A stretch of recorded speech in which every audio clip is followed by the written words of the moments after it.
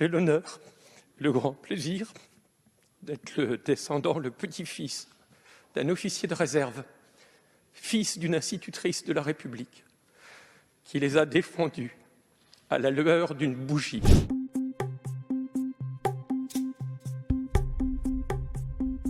« 74 votants, 65 exprimés, pour 39, contre 26.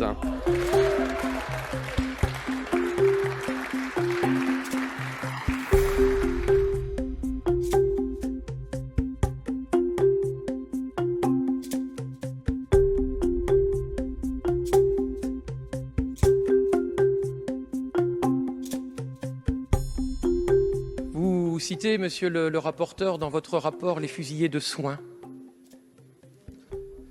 Ces fusillés de soins, Maupas, Le Foulon, Girard, Le Chat, ont été fusillés le 17 mars 1915.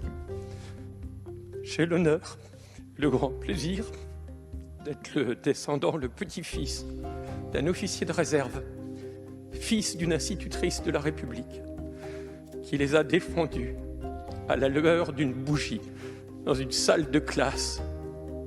Ils ont été fusillés au petit matin. Lui qui était catholique, pratiquant, il a permis, par son témoignage, leur réhabilitation en 1934.